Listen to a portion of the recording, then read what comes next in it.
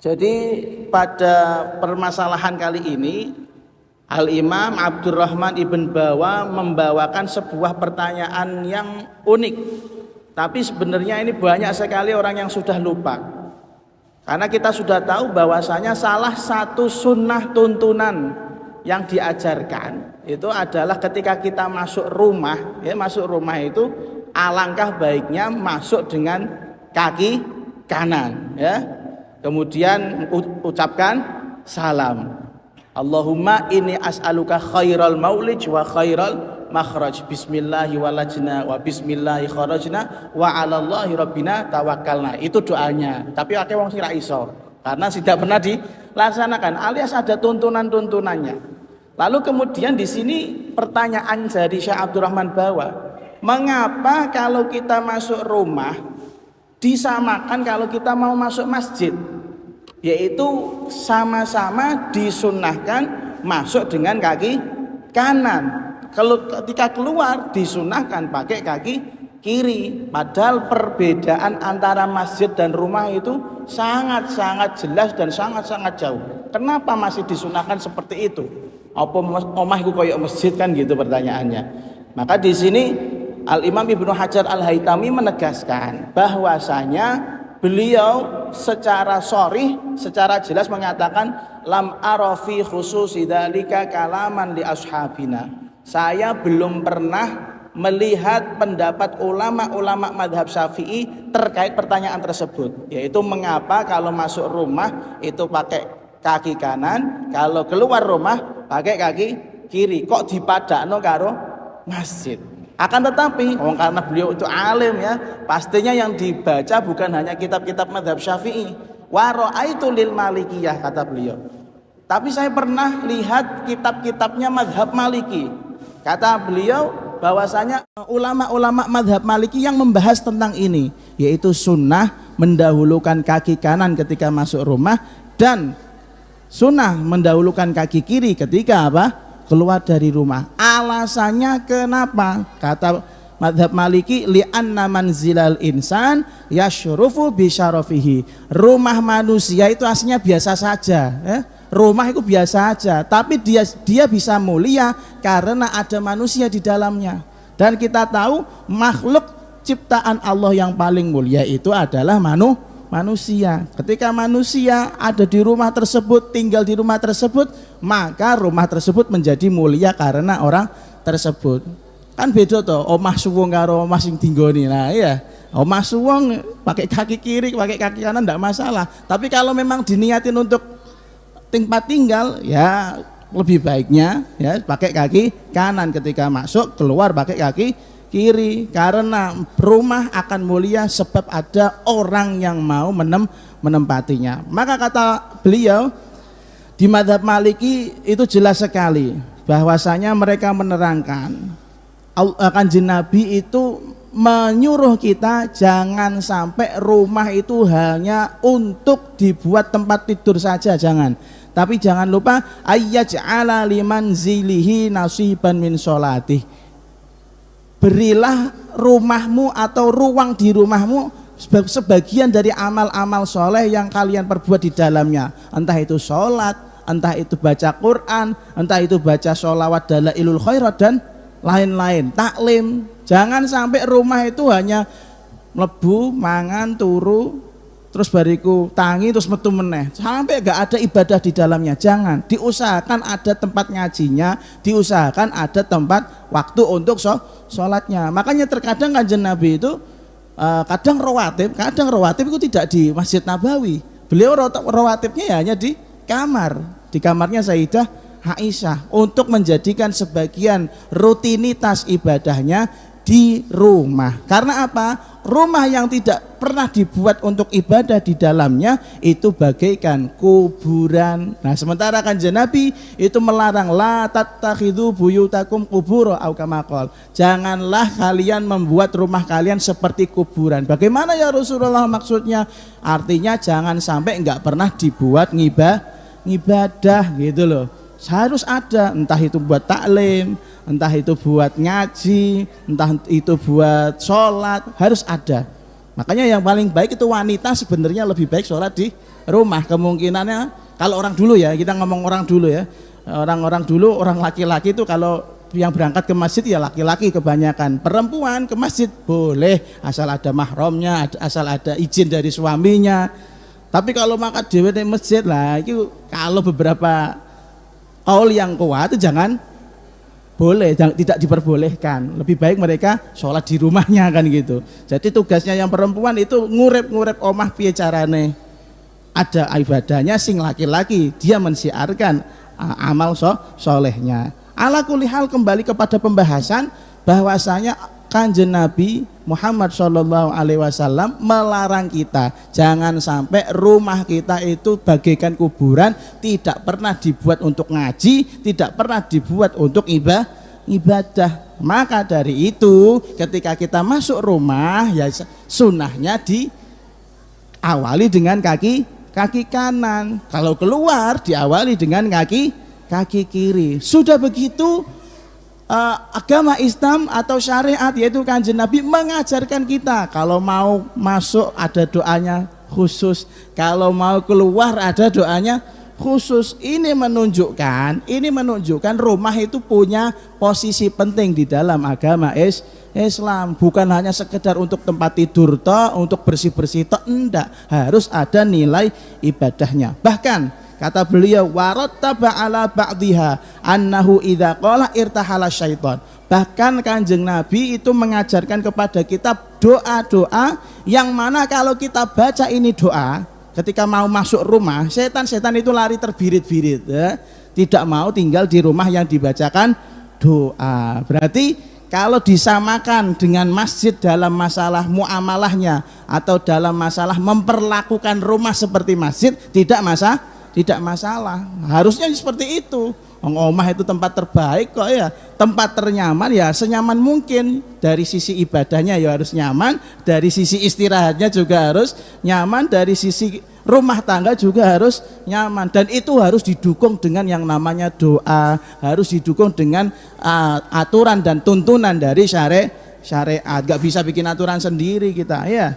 Makanya keluar pakai kaki kiri, masuk pakai kaki kanan, ojo angger mlayu wae. Mlebu-mlebu omah, "Mbok ana pakanan ta ora, Mbok?" Lah iki ora salah malah takon pakanan. Bocah kok mulai njaluk mangan tok iki kepiye? Wa hadzalan utawi iki fihi iku tetep ing dalem thalabus syari'. Tasyrifun utawi mulyaake lahu kedue manzil ayu tasyrifin endi-endine kemuliaan. Wa idza tsabata lan nalikane wis tetep syarafuhu apa kemuliaane manzil. Alama ing atase barang yali kang sak badane ma bihadhil i'tibarati kelawan ikilah pira-pira i'tibar ungkapan allati kang dzakartu kang wis nuturake sapa ingsun hu ing i'tibarat lazima mongko dadi tetep dawa wajib ayyajriya ing yen to lumaku fihi ing dalem manzil ma apa barang dzakartu kang wis nuturake sapa ingsun hu ing ma. Apa iku mau min annahu saking sak temene kelakuan yuqaddimu dhisikake sapa wong yaminahu ing sikil tengene man inda dukhulihi ing dalem nalikane mlebune man lahu marang omah wa yasarahu lan sikil kiwane man inda khurujihi nalikane metune man minhu saking omah qiyasan krana madhaake lahu makeduwe manzil alal masjidi ing atase masjid bin nisbati kelawan nisbat li ghairihi marang liyane masjid. Maka dari itu kata Al-Imam Ibnu Hajar Al-Haytami, setelah kita tahu bahwasanya memang ada tuntunannya bagaimana kita memperlakukan rumah kita. Dari cara masuk aja sudah diajarkan, cara keluar diajarkan, ada doanya khusus, ada kegiatannya khusus, maka itu sudah menunjukkan bahwasanya rumah itu mulia. Nah, maka kalau disamakan perlakuannya dengan masjid itu sudah sepantasnya. Nah gitu loh. Mosok pasar disamakan dengan rumah? Tidak. Dan gak ada orang yang mau madakno pasar, madakno omah karo pasar misalnya. Ono wong sing kepengen, wah omahku koyok pasar, kan gak ada. komproe kaya apa, apalagi pasar tradisional. Ngapunten ya, kita ngomong pasar tradisional. Kalau bilang Alfamidi atau Superindo sih oke-oke wae resik. Kalau normalnya gini, ada orang pengen menyamakan rumahnya dengan pasar itu sudah nggak mungkin. Kalau menyamakan rumahnya dengan seperti masjid, wah suasana kayak masjid, masya Allah, itu sudah kebanggaan tersendiri. Makanya sekarang itu banyak rumah, bahkan di rumah saya itu ya, di rumah saya ini lucu, kalau orang masuk ruang tamu dikiranya musola ya. Iya betul ya, ada tulisan kaligrafinya lafaz jalalah Allah, ada tulisannya Muhammad, dan kemudian suasananya itu memang suasana enak untuk sholat ya, enak untuk ibadah. Ya gitu, harusnya rumah harus seperti itu. Malah ono cementel dek goni kono sempake sopo lah, kaos kaki yang bau lah. Jangan, rumah itu yang senyaman mungkin, karena memang Allah itu memberikan kepada umat Islam bagaimana cara bermuamalah, memperlakukan rumah itu senyaman mungkin. Kalau mau nyaman ya memang harus disetting sebaik-baiknya. Jangan sampai rumah itu iki omah apa susah manuk kan gitu ya. Iki omah apa rosokan, panggonan rosokan. Jangan sampai ojo podo. Siapa sih yang kira-kira tegel ya, tega untuk tidur di rumah yang banyak sampahnya? Kan enggak toh. Makanya kita itu harus menyamakan rumah, memperlakukan rumah itu seperti kita menghormati masjid. Ada pahalanya itu pasti ada pahalanya. Karena kita tuh seringkali meninggalkan apa yang menjadi tuntunan itu karena menganggap rumah itu bukan sesuatu yang mulia. Kalau mungkin setelah dari ini kita belajar jadikan rumah itu ya memang seperti masjid ya, dimuliakan gitu loh. Wong Allah saja ngajari kita mulianya omah, kok malah kita gak mau membuat rumah kita seperti masjid. Fa in qulta mongko lamun ngucap sapa sira al farqu utawi perbedaan bainahu iku tetep bainahu ing dalem antarane omah wa bainal masjid lan ing dalem antarane masjid wadihun iku cetha. Qultu mongko jawab sapa ingsun la nadhara ora ana ningali iku maujud li khususil masjidati marang kekhususane masjid. Ala tara ana ta ora weruh sapa sira annal madrasata ing sak temene madrasah wa musallal id lan panggonan salat riyaya wa nahwahu lan padane madrasah wa musallal id. Ini tulisannya min muhali ya. Ala shawab ketika tadi saya cek itu min mahalli ya, tanpa alif. Min mahallil ibadati iku setengah saking panggonane ibadah. Ya juzu wenang al mukthu apa tengok-tengok fihima ing dalam madrasah wa musalla lil junubi kedue wong sing junub. Wala yathbutu lan ora tetep lahuma kedue madrasah wa musalla syai'un apa suwiji-wiji minal ahkami bayane saking pira-pira hukum al mukhtassati kang den khususake bil masjidi kelawan masjid wa ma adzalika lan sertane mengkono-mengkono ya juzul mukthu ila akhirih yuqaddimu dhisikake sapa wong yaminahu ing sikil tengene man dukhulan ing dalem nalikane mlebune wa yasarahu lan ing sikil kiwane man khurujan ing dalem nalikane metu fihima ing dalem madrasah wa musallal id kama kaya barang huwa kang utawi ma wadihun ikut pertelo min kalamihim saking dawe para ulama. Fa idza sabata mongko nalikane wis tetep zalika apa mengkono-mengkono kang tinutur fihima ing dalem madrasah wa musalla nuzira mongko den tingali apa karone apa ila annahuma ngapunten nuzira mongko den tingali ila annahuma apa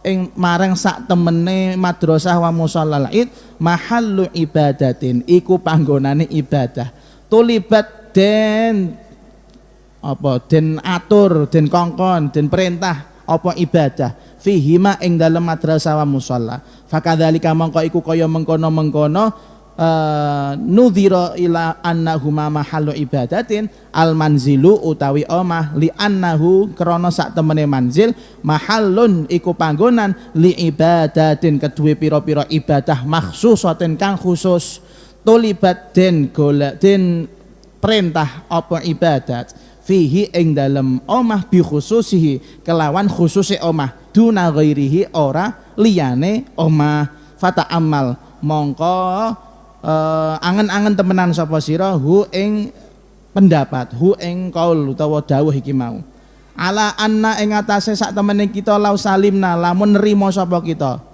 annahu ing sak temene kelakuan la syarafa ora ana kemuliaan fihi ing dalem bet iku maujud huwa utawi la syarafa fihi ngapunten huwa hiya utawi la syarafa fihi la khissata fihi la khissata iku ora ana iku maujud fihi ing dalem huwa ittifaqan kelawan ittifaq wa kullu malan utawi saben-saben barang la syarafa kang ora ana kemuliaan fihi ing dalem ma kullu ma wala khissata lan ora ana ina iku maujud yubda'u iku den mulai ngaten wa kullu ma utawi yubda'u iku den mulai fihi ing dalem kullu ma bil yamini kelawan sikil kang tengen kama kaya barang bayan tu kang wis nerangake sapa ingsun hu ing ma fi syarhil ubabi ing dalem kitab al ubab akhdan kelawan ngalap min kalamil ashabi saking pira-pira dawe kanca-kanca ulama mazhab Syafi'i wa idza bada'a lan dalem nalikane manjing utawa mulai sapa wong fi dukhulihi ing dalem nalikane mlebune wong bil yamini kelawan sikil tengen bada'a mongko mulai sapa wong fil khuruji ing dalem nalikane metu minhu saking manzil bil yasari kelawan sikil kiwa. Tadi dikatakan bahwasanya kita itu jangan sampai menjadikan masjid itu sebagai panggonan yang asing. Harusnya bangga kalau mengkiaskan, menyamakan penghormatan kita ke rumah seperti sebagaimana penghormatan kita kepada masjid. Harus yang resian, harus yang suci, jangan sampai kotoran gitu ya, jangan sampai ada najis. Maka kata beliau, kalau ada yang tanya, kan jelas tuh perbedaan antara masjid sama bukan masjid, rumah. Kalau masjid bisa untuk iktikaf, maka rumah tidak bisa untuk iktikaf. Kalau masjid itu duduk saja sudah bernilai ibadah seperti ini, rumah belum tentu ya. Kalau masjid itu harus suci semuanya, rumah kotor juga tidak masalah. Kan itu perbedaannya jauh banget. Kenapa masih disunahkan kalau masuk rumah pakai kaki kiri, kalau masuk rumah pakai kaki kanan, keluar rumah pakai kaki kiri. Maka di sini beliau mengatakan, jangan dilihat masjidnya dong, jangan dilihat fadilahnya masjid. Masjid memang harus dijaga kesuciannya, dijaga kebersihannya, jangan sampai ada najis, kemudian jangan sampai kita junub ya. Masuk masjid kan nggak boleh dalam keadaan junub nih. Tapi kamu kan pernah lihat madrasah, musola, itu kita semuanya sepakat bahwasanya dua tempat itu bukan masjid. Perlakuannya juga sama, bukan seperti masjid. Tapi kita sepakat dua-duanya tempat ibadah. Madrasah untuk belajar, belajar ilmu, musola id, yaitu kalau di sini konteksnya itu lapangan. Kalau lapangan sekali untuk sholat id, maka sudah langsung menjadi tempat ibadah. Tapi kan kita tahu ketika mau masuk madrasah atau musola disunahkan pakai kaki kanan, keluar pakai kaki kiri. Maka kalau seperti itu ya rumah sama, nggak ada bedanya dengan madrasah sama musola. Apalagi kata beliau li'annahu mahallun li'ibadatin makhsusah tulibat fihi bi khususihi. Apalagi rumah ya, itu ada syariat khusus yang mengajarkan kita bagaimana cara kita masuk, bagaimana cara kita keluar. Lah madrasah nggak ada tuntunannya, musola nggak ada tuntunannya. Maka dari segi ini saja rumah lebih keren daripada musola, rumah lebih keren daripada madrasah. Karena di madrasah nggak ada tuntunannya tuh, masuk madrasah apa ya doanya nggak ada. Tapi kalau masuk rumah ada doanya. Masuk musola, keluar dari musola, tidak ada doanya. Tapi kalau keluar dari rumah, ada doanya. Ini sudah menunjukkan dari segi ini saja rumah itu lebih keren daripada madrasah dan musola. Maka dari itu, kalau kamu masih ngeyel, kalau kamu masih ngeyel ngoyo, ya sudahlah. Taruhlah rumah itu tidak ada kemuliaannya sama sekali. Kita nggak memandang bahwasanya Allah Subhanahu Wa Taala dan Kanjeng Nabi memberi kita tuntunan ketika masuk dan keluar rumah. Taruhlah rumah itu biasa wae, la syarafa fihi, tidak ada kemuliaannya sama sekali. Tapi kan la khissata fihi aidon, di dalamnya tidak ada kehinaan juga. Maka kata beliau, semua hal yang tidak berpotensi mulia dan tidak berpotensi hina, tidak ada potensi baiknya, tidak ada potensi buruknya, sama-sama imbang. Maka syarek secara umum mengatakan lebih baik ketika masuk pakai kaki kanan, keluar pakai kaki kiri. Kita pakai kaidah yang lebih umum. Nah, kita pakai kaidah yang lebih umum, kayak gitu loh. Makanya jangan sampai terlalu tidak mempedulikan keadaan rumah ya. Jadi kita harus jadikan rumah itu memang tempat ternyaman, tempat yang makmuron bitaat, yang hidup dengan ketaatan, yang hidup dengan keilmuan, yang hidup dengan segala bentuk tunduk kita kepada Allah Subhanahu wa taala. Jadikan rumah seperti masjid. Nah gitu loh, memuliakan rumah seperti masjid. Nah, seperti tadi ya logikanya, wong niku ora ana sing seneng madakno omahe dipadakke kalih pasar tradisional. Wah, becek ta bayangne. Becek ana cumi-cumi itu apa lagi? Iwak, ada apa? Ayam. Masya Allah. Kan jijik toh ya. Jijik. Masa rumah dibikin seperti itu. Makanya di sini kita disunahkan masuk rumah pakai kaki kanan, keluar rumah pakai kaki kiri. Bahkan beberapa ijazah yang saya terima dari guru-guru kami, wabil khusus dari Habib Muhammad bin Husain Al-Habsyi, kalau nggak salah juga diajarkan sama Mbah Maimun Zubair kalau nggak salah, kalau masuk rumah pengen rezekinya lancar, rumahnya barokah, gampang, uluk salam kemudian baca kulhu 3 kali. Oh gampang toh, kulhu 3 kali. Masya Allah, itu mujarab, terbukti insya Allah. Jadi nggak bakal cekcok sama istri karena duit masih ada gitu.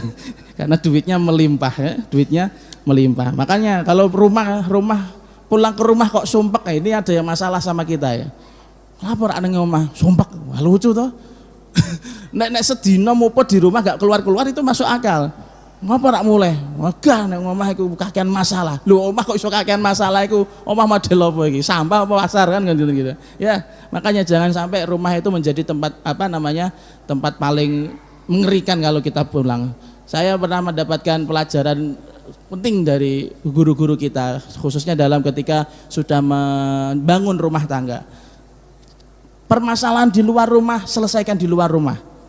Jangan sampai permasalahan di luar rumah masuk ke dalam rumah, apalagi masuk ke kamar pribadi. Nanti suasana rumah itu tidak nyaman. Nah gitu loh.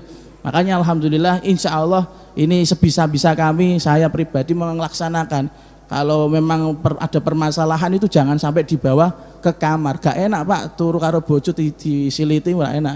Ora enak nggih. Bayangannya tidak enak. Jangan sampai permasalahan di luar rumah dibawa ke dalam rumah. Karena rumah itu syaraf, rumah itu mulia, sampai ada tuntunannya. Kalau memang kita rumah itu banyak masalah, mungkin banyak sunnah yang tidak kita laksanakan, banyak aturan atau tatanan yang tidak kita laksanakan. Coba sedikit-sedikit keluar rumah doa, masuk rumah doa. Dibayangkan kalau ini sedang beribadah, itu ibadah semua aslinya. Cuman kita menganggapnya tidak seperti ibadah ya, jadinya ya omah ya penguk kabeh ambune. Limadza krana apa sunat din sunahake an-nawafilu apa salat sunnah ar-ratibatu kang bangsa rawatib fis safari ing dalam safar lelungan ma'a jawazil qasri sertane wenange qasr nyingkat fihi ing dalam safar wa itmamul faridati hale utawi nyempurnakake salat fardu aula iku luweh utama. Nggih, jadi ini perlu kita sampaikan. Kalau orang bepergian setelah melewati masa fatul qasri atau pos daripada jarak yang diperbolehkan untuk jamak dan qasar ya, kalau kita bepergian jauh, misalnya kita ke Jakarta, dari Kudus ke Jakarta itu, maka sudah jelas itu melewati masa fatul qasar, jarak minimal diperbolehkannya sholat jamak dan sholat qasar. Tapi di sini disebutkan ada beberapa ulama yang mengatakan kalau kita sedang bepergian, sedang bepergian jauh, masih sunnah enggak sholat sunnah rawatib ya, rawatib qobliyah zuhur, ba'diyah zuhur, qobliyah asar, kemudian qobliyah isya, ba'diyah isya, qobliyah subuh, masih sunnah apa enggak? Kebanyakan ulama mengatakan masih sunnah. Nah, makanya pertanyaannya, kenapa masih disunahkan sholat rawatib? Padahal sholat qasar saja boleh gitu loh. Sholat diringkes saya oleh kok sholat rawatib lapo gitu. Sholat rawatib lapo? Jawabannya waqad ittafaqalan teman-teman was mufakat al ulama usapa para ulama ala istihbabin nawafili ing atase kesunahane sholat sunnah al mutlaqati kang mutlak, sholat sunnah mutlak fis safari ing dalam lelungan. Wahtalafu lan podo berbeda pendapat sapa ulama fistihbabin nawafili ing dalam kesunahane sholat sunnah ar-ratibati rawatib. Apa pendapatnya? Fakariha mongko geding utawa makruhake ha ing an-nawafil Ibnu Umar sapa al-Imam Sayyidina Ibnu Umar wa akharuna lan liyane Ibnu Umar. Wastahabbaha tapi wastahabba lan nyunahake ha ing rawatib Asy-Syafi'i sapa Imam Syafi'i wa ashabuhu lan pira-pira ulama mazhab Syafi'i wal jumhur lan para ulama jumhur. Wa daliluhu lan utawi dalile Syafi'i al ahaditsu iku pira-pira hadis al mutlaqati kang mutlak fi nadbir rawatibi ing dalem kesunahane salat sunah rawatib. Wa haditsu lan rupane nomor loro hadis rupane apa? Shalla Rasulullah sallallahu alaihi wasallam ad-duha yaumal fathi bi Makkah. Salat Rasulullah sinten Kanjeng Nabi Muhammad sallallahu alaihi wasallam ad-duha ing salat duha yaumal fathi ing dalem nalikane dina fathu bi Makkah ing dalem kota Mekah. Wa rakaatay subhi lan rong rakaate subuh hina namu ing dalem nalikane padha turu sapa sahabat hatta talaat sehingga mletek asyamsu apa srengenge. Wa ahaditsun lan pira-pira hadis la Allah suwab ukhra kang meneh sahihatun kang sahih dzakara nuturha ing ahadits ashabus sunani sapa para imam kang duweni kitab sunan. Wal qiyasu lan madhaake alan nawafili ing atase pira-pira salat sunnah al mutlaqati kang mutlak. Wala allan nabiyyu sallallahu alaihi wasallam lan mbok menawa-menawa Kanjeng Nabi Muhammad sallallahu alaihi wasallam kana iku ana sinten Kanjeng Nabi yusolli iku salat sinten Kanjeng Nabi ar-rawatib ing salat sunnah rawatib fi rahlihi ing dalem perjalanan Kanjeng Nabi wala yara lan ora pirsa hu ing salat Ibnu Umar sapa sahabat Ibnu Umar. Fa innan nafilata mongko sak temene salat sunnah fil baiti ing dalem omah afdalu iku luweh bagus aula allahu utawa menawa taraka ninggal sapa Ibnu Umar ha ing salat fi ba'dil awqati ing dalem sebagian pira-pira wektu tambihan krana ngelingake ala jawazi tarkiha ing atase ninggal ing atase wenange ninggal salat rawatib. Wa amma malan anapun utawi barang yahtaju kang gawe hujjah bihi kelawan ma'al qailuna sapa wong kang berpendapat bitarkiha kelawan ninggal rawatib fis safar min annaha saking sak temene rawatib lau syuriat lamun den syariatake apa rawatib lakana mengko yekti ana itmamul faridati apa nyempurnakake salat fardu aula iku luweh utama. Fajawabuhu mongko utawi jawabe annal faridata iku sak temene salat fardu mutahattamatun iku den wajibake.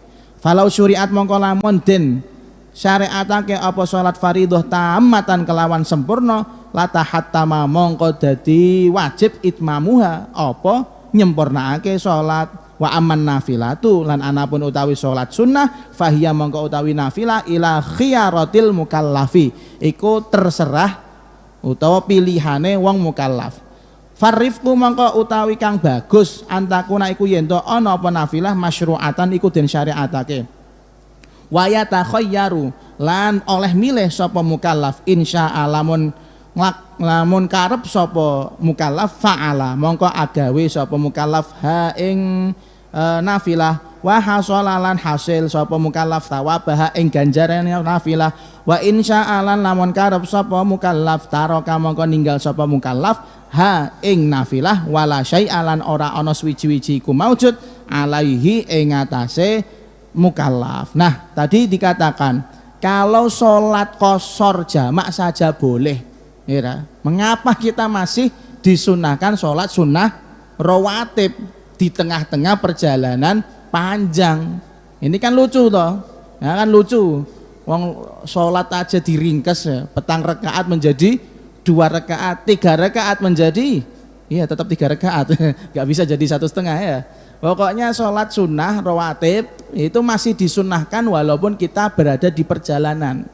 Maka di sini kita harus tahu, ternyata dalam masalah ini para ulama mengatakan secara mufakat, mereka mengatakan hukumnya masih sunnah untuk sholat sunnah tanpa ada qaidnya. Sholat sunnah apapun itu, sholat sunnah mutlak kalau istilah kita, di dalam perjalanan ya, misalnya tengah-tengah perjalanan lalu kemudian jenengan pengen sholat sunnah mutlak, tidak diqaidi dengan rawatib, tidak diqaidi karena waktu, ndak, misal angger sholat sunnah pengen sholat sunnah ngoten mawon, maka kata para ulama itu masih sunnah kalau memang di dalam perjalanan.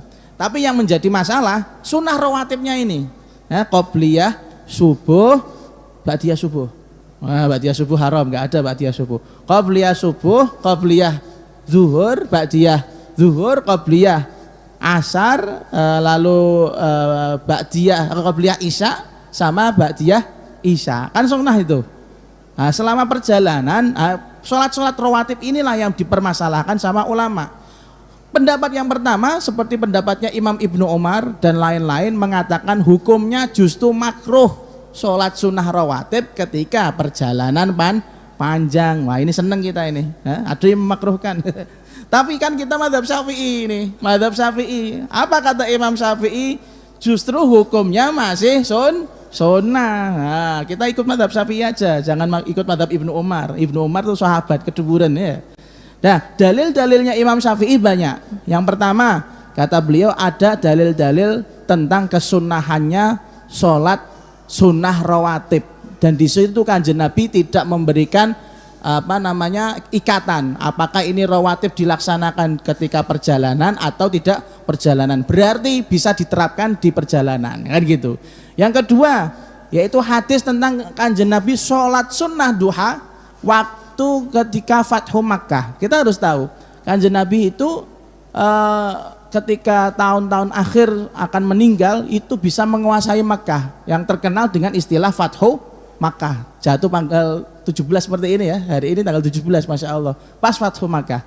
Jadi Fathu Makkah itu kan potensinya perang besar, potensi untuk perang besar, tapi Kanjeng Nabi itu masih sempat untuk sholat sunnah duha. Maka para madhab Imam Syafi'i mengatakan kalau Kanjeng Nabi yang mau perang saja sempat sholat duha, otomatis sholat sunnah rawatib tidak masalah dong kalau disunahkan gitu. Nah itu cara berpikirnya beliau seperti itu. Begitu juga Kanjeng Nabi pernah kawanan sholat subuh, kawanan, tapi memang karena terlalu capek perjalanan panjang sholat subuh dan sahabat yang lain kawanan. Ketika itu kan harusnya qadha toh ya, ketika orang terbangun terlalu kesiangan, maka otomatis sholat subuhnya menjadi kelewat. Apa yang harus dilakukan?